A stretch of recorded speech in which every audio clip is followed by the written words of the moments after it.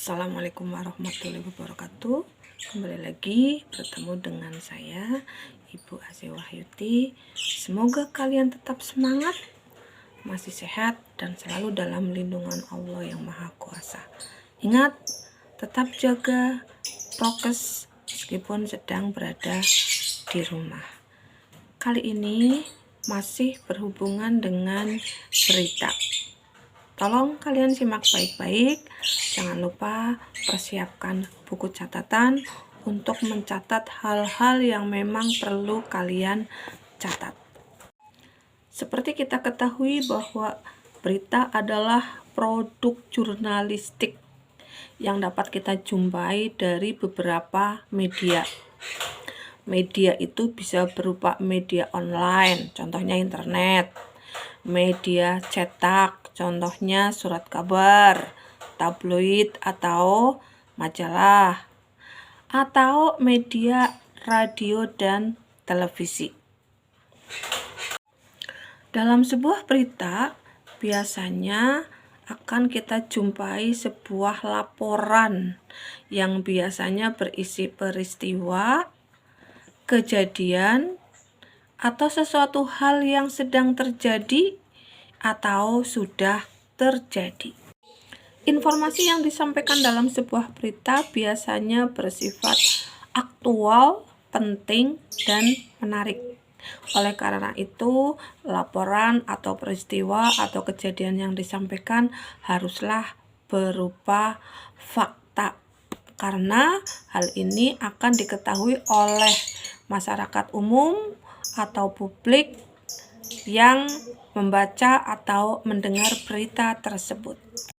Ada 5 jenis teks berita yang biasanya disampaikan melalui media. Yang pertama adalah berita langsung, yang kedua berita mendalam, yang ketiga berita opini, yang keempat berita interpretatif, dan yang kelima adalah berita investigasi. Struktur berita dapat diketahui ada 4 macam. Yang pertama adalah judul atau headline. Biasanya judul ditulis secara besar untuk menarik perhatian pembaca.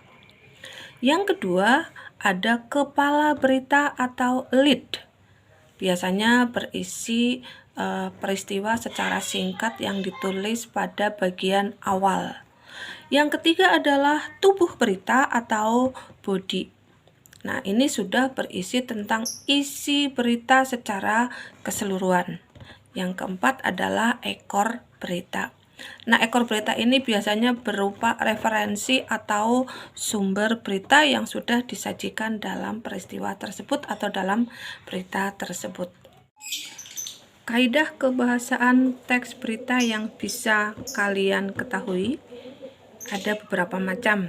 Yang pertama, informasi yang disampaikan bersifat aktual dan umum. Bersifat aktual artinya peristiwa itu betul-betul terjadi dan ada. Bersifat umum artinya orang umum memahami dan mengakui bahwa kejadian itu ada.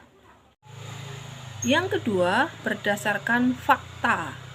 Kalau berdasarkan fakta berarti informasi yang disampaikan betul-betul benar atau ada, atau kejadiannya dapat dipertanggungjawabkan karena sesuai dengan fakta yang ada. Kemudian berikutnya yang ketiga adalah menggunakan bahasa baku.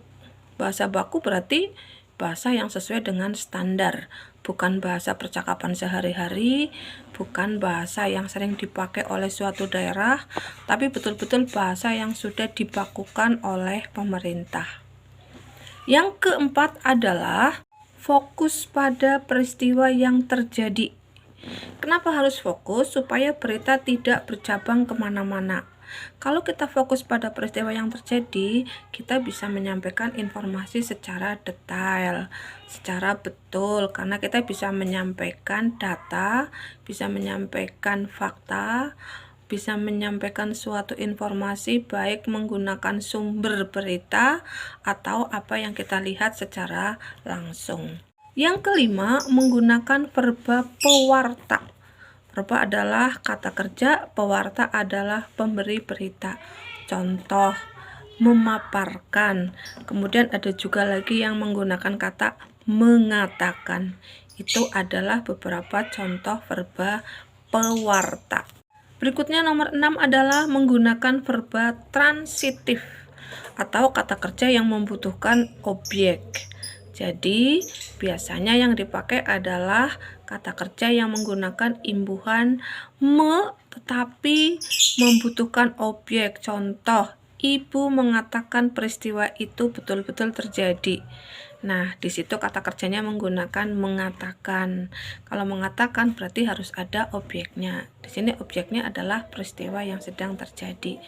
Nah, itu salah satu contoh verba transitif, kata kerja yang membutuhkan objek. Yang ketujuh, boleh menggunakan kalimat langsung atau kalimat tidak langsung. Kalau kalimat langsung biasanya ada tanda petik pembuka dan penutup. Tapi kalau kalimat tidak langsung berarti seperti kalimat berita biasa.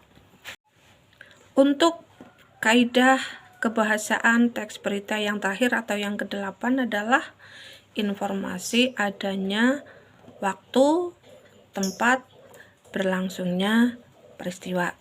Nah, itu 8 kaidah kebahasaan yang bisa kalian jumpai dalam teks berita. Semoga bermanfaat, tetap menjaga prokes. Ingat, tetap belajar meskipun di rumah dengan cara mengikuti petunjuk materi yang disampaikan oleh guru masing-masing, dan jangan lupa usahakan kerjakan latihan dengan benar, jangan asal mengerjakan, karena kalau asal hasilnya pasti juga asal. Tetap semangat dan berdoa, semoga kita selalu diberi kemudahan dalam segala hal. Assalamualaikum warahmatullahi wabarakatuh.